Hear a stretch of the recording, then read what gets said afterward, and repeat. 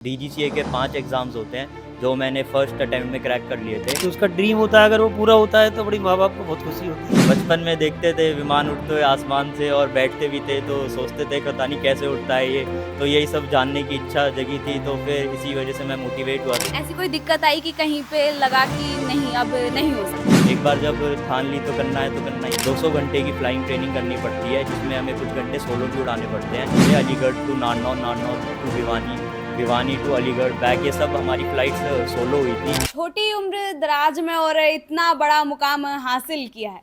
आज मैं एक ऐसे शख्सियत के साथ मौजूद हूँ जो इतनी छोटी उम्र में 24 साल की उम्र में पायलट का एग्ज़ाम क्रैक किया और पहली ही पारी। हमारे साथ कुलदीप अग्रवाल जी मौजूद हैं। तो क्या जर्नी रही है आपकी, थोड़ा बताएंगे? सबसे पहले तो इसमें क्लास 12th में हमें मैथ्स, फिजिक्स और इंग्लिश चाहिए होती है। उसके बाद हमारी हर साल मेडिकल्स भी होते हैं, तो सबसे पहले क्लास 2 मेडिकल कराना पड़ता है जिसकी वैलिडिटी 2 साल की होती है। उसके बाद क्लास 1 मेडिकल होता है जिसकी 1 साल की वैलिडिटी होती है। मेडिकल्स कंप्लीट होने के बाद हमें एग्ज़ाम्स क्लियर करने पड़ते हैं। DGCA के 5 एग्ज़ाम्स होते हैं जो मैंने फर्स्ट अटेम्प्ट में क्रैक कर लिए थे, और एक एग्ज़ाम WPC कंडक्ट करता है, रेडियो टेलीफोनी रिस्ट्रिक्टेड। वो होता है जैसे आपस में जो विमान में बातचीत करते हैं लोग, जिससे ट्रैफिक मॉनिटर होता है, उससे रिलेटेड होता है। उसके बाद हमें एग्ज़ाम्स क्लियर करने के बाद 200 घंटे की फ़्लाइंग ट्रेनिंग करनी पड़ती है जिसमें हमें कुछ घंटे सोलो भी उड़ाने पड़ते हैं। तो मेरे इसमें कुल 100+ आवर्स सोलो थे। इसमें हमें कुछ घंटे नाइट फ्लाइंग में भी करने पड़ते हैं और कुछ क्रॉस कंट्रीज़ भी होती हैं जिसमें मैंने कुछ घंटे जैसे अलीगढ़ से भी किए थे, Aligarh to Narnaul, Narnaul to Bhiwani, Bhiwani to Aligarh back, ये सब हमारी फ़्लाइट्स सोलो हुई थी। और उसके बाद ये सब कंप्लीट करने के बाद 200 घंटे, इसके बाद हम अप्लाई कर देते हैं DGCA में। उसके विदिन 2 to 3 मंथ्स हमारा लाइसेंस आ जाता है। ये इंस्पिरेशन कहाँ से मिली कि पायलट ही बनना है? पापा ने बोला या फिर कहीं कहाँ से मिली मोटिवेशन? बचपन में देखते थे विमान उड़ते हुए आसमान से और बैठते भी थे तो सोचते थे पता नहीं कैसे उड़ता है ये, तो यही सब जानने की इच्छा जगी थी, तो फिर इसी वजह से मैं मोटिवेट हुआ था कि पायलट ही बनना है, अब तो देखना है, सीखना है कि कैसे होता है ये सब। एक गुरु होता है अपने जीवन में कि किसी से शिक्षा ली जाती है कि हाँ ये चीज़, ये इंसान ऐसा है कि कुछ दिक्कतें आएंगी तो संभाल लेगा। ऐसा कौन शख्स है आपकी ज़िंदगी में? गुरु तो मेरे माता पिता ही है, उन्होंने ही मेरे को हमेशा सपोर्ट किया है, मोटिवेट किया है कि जो तेरा मन है वो कर। इसलिए मैंने उन्हें बोला कि मुझे पायलट बनना है, तो उन्होंने मेरा पूरा सहयोग दिया, पूरा मेरे को पुश करते थे कि तू कर लेगा कर लेगा, और मेरे मेरे जब एग्ज़ाम्स भी होते थे तो पूरा सपोर्ट करते थे मुझे। ऐसी कोई दिक्कत आई कि कहीं पे लगा कि नहीं अब नहीं हो सकता? नहीं, वो तो बस मेहनत करते रहा था कि चलो ये तो अब करना ही है, चाहे कितना ही टाइम लगे, कितना ही कुछ हो। एक बार जब ठान ली तो करना है तो करना ही है। अच्छा, कौन से स्कूल से पढ़ाई की आपने? मैंने स्कूल यहीं से ही पढ़ा था, सेक्टर 14 मानव रचना इंटरनेशनल स्कूल। अच्छा।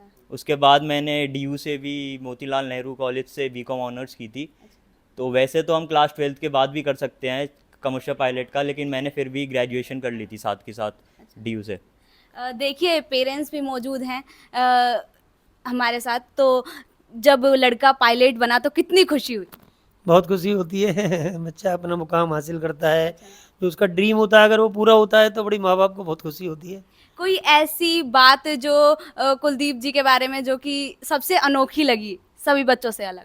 नहीं, ये अनोखी ही हैं, बच्चे तो अपने अनोखे ही होते हैं, और कभी भी ये डिमोटिवेट नहीं हुआ। अच्छा। सबसे बड़ी चीज़, हमेशा मोटिवेशन में ही था, हमेशा लगन से इसने अपने कार्य को किया, और ये 12th के बाद भी कर सकता था, बट इसका ड्रीम हमेशा ये रहता है कि भी मैं ये पायलट तो करूँगा ही, पर एजुकेशन को भी साथ लेके चला। तो DU से इसने रेगुलर BCom ऑनर्स भी की हुई है, और अभी भी अपनी एक्टिविटी भी करता है, फिजिकल एक्टिविटी में भी काफ़ी इंटरेस्ट लेता है ये।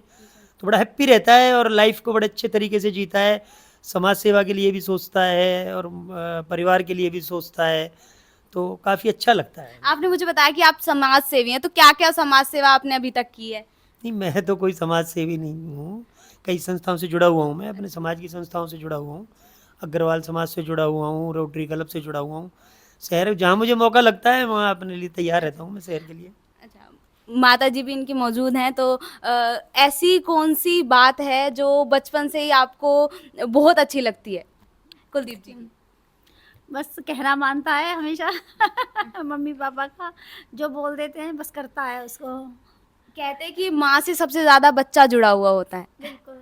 क्योंकि पापा तो कहीं ना कहीं शक्ति दिखा जाते हैं, माँ कहीं ना कहीं नर्म हो जाती है, तो ऐसी कौन सी बात है? जो सबसे ज़्यादा भाती है आपको?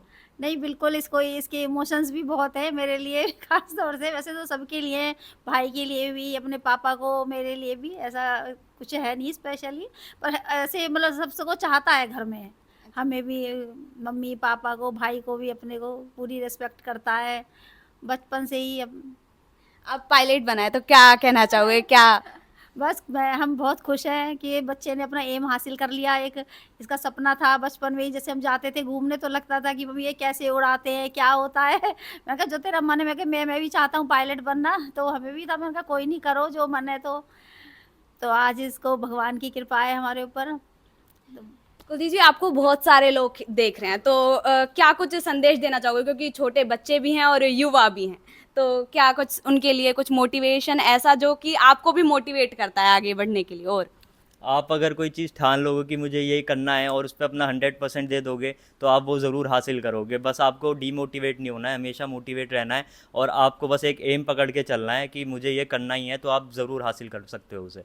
देखिए, बहुत अच्छा एम है और ऐसे ही एक्सक्लूसिव खबरों के लिए आपको खबरों का सिलसिला ऐसा ही चलता रहेगा। जुड़े रहें हिंदुस्तान तहलका के साथ। मैं चको, नमस्कार।